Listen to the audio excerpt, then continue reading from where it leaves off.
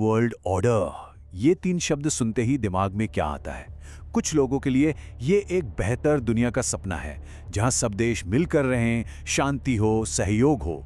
लेकिन कुछ लोगों के लिए इन्हीं 3 शब्दों का मतलब है दुनिया की सबसे बड़ी साजिश, एक ऐसा सीक्रेट प्लान जिससे पूरी दुनिया को कंट्रोल किया जा सके।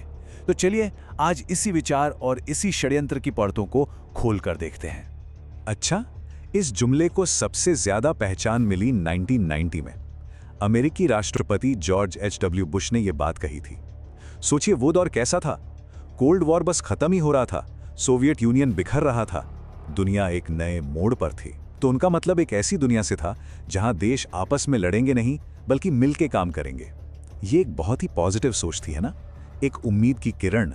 लेकिन फिर सवाल ये उठता है कि शांति और सहयोग की इतनी अच्छी बात एक खतरनाक साजिश की कहानी में कैसे बदल गई। मतलब कैसे एक उम्मीद दुनिया पर कब्जा करने की एक डरावनी योजना के तौर पर देखी जाने लगी। यहीं से कहानी असल में दिलचस्प होती है। तो ये new world order conspiracy theory आखिर है क्या? देखिए, जो लोग इसमें यकीन करते हैं उनका मानना है कि दुनिया के कुछ बहुत अमीर और ताकतवर लोग, जिन्हें दी एलीट या अभिजात वर्ग कहते हैं, वो छुपकर एक प्लान बना रहे हैं। प्लान क्या है?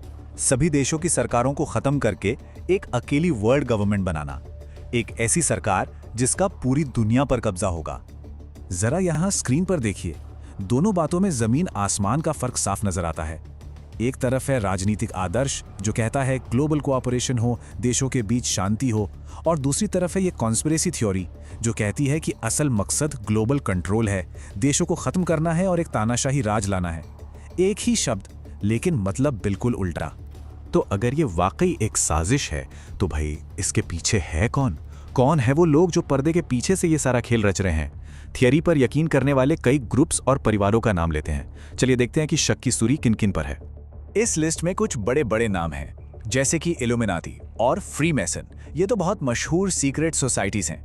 लेकिन कहानी यही नहीं रुकती।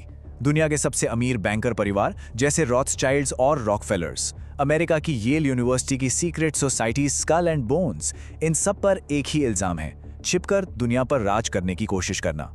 इनमें भी इल्यूमिनाटी का नाम तो सबसे ज्यादा लिया जाता है। सच तो यह है कि हाँ, 18वीं सदी में जर्मनी में इल्यूमिनाटी नाम की एक सीक्रेट सोसाइटी सच में थी, लेकिन उसे कुछ ही सालों में बंद कर दिया गया था। पर कॉन्स्पिरेसी थियरी मानने वालों का कहना है कि यह ग्रुप कभी खत्म ही नहीं हुआ, वो आज भी मौजूद है और पर्दे के पीछे से दुनिया की बड़ी बड़ी घटनाओं को कंट्रोल कर रहा है। और देखिए, यही बात इस थ्योरी को और भी जटिल बना देती है।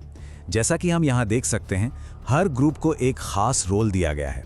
इल्यूमिनाटी का काम है मौजूदा सरकारों और धर्मों को खत्म करना, फ्रीमेसन का काम है अपने सिद्धांतों पर एक नई दुनिया बनाना, और जो बड़े बड़े बैंकर्स हैं उनका काम है पूरी दुनिया की अर्थव्यवस्था को कंट्रोल करना ताकि ये प्लान कामयाब हो सके। ठीक है, अगला बड़ा सवाल यह है कि यह सब होगा कैसे? मतलब कोई पूरी दुनिया पर कब्जा आखिर करेगा कैसे? थ्योरी के मुताबिक ये काम रातों रात नहीं होगा, बल्कि इसे धीरे धीरे, बहुत ही चालाकी और सीक्रेट तरीकों से अंजाम दिया जा रहा है। इस तरीके को कहते हैं क्रमिकता या ग्रेजुअलिज्म, यानी स्टेप बाय स्टेप आगे बढ़ना। इस थ्योरी के अनुसार यूनाइटेड नेशंस का बनना या फिर यूरोपियन यूनियन का बनना, ये सब उसी बड़े प्लान का हिस्सा हैं।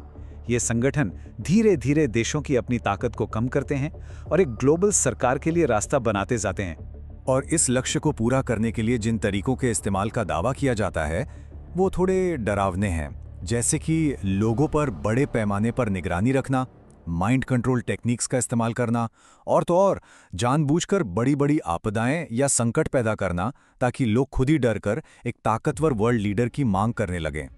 मास सर्वेलेंस यानी बड़े पैमाने पर निगरानी, इसका एक बहुत बड़ा हिस्सा माना जाता है।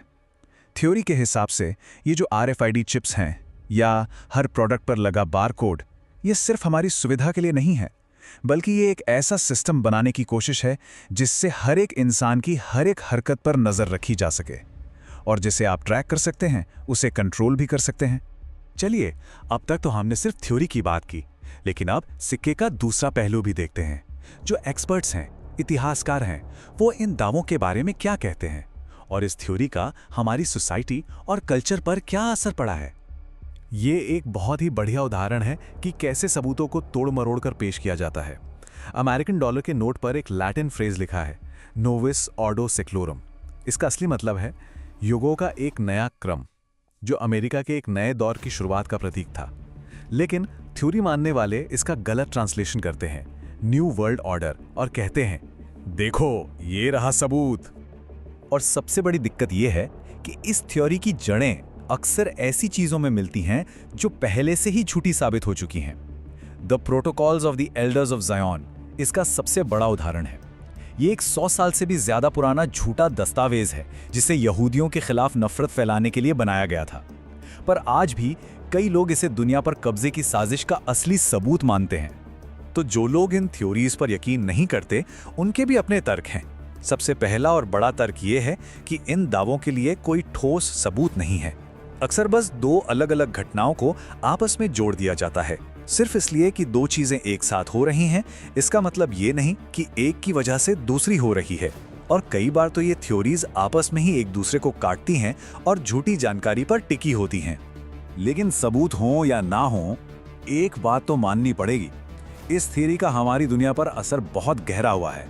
मशहूर TV show the x file से लेकर कई फिल्मों, किताबों और गानों तक में इसका जिक्र है।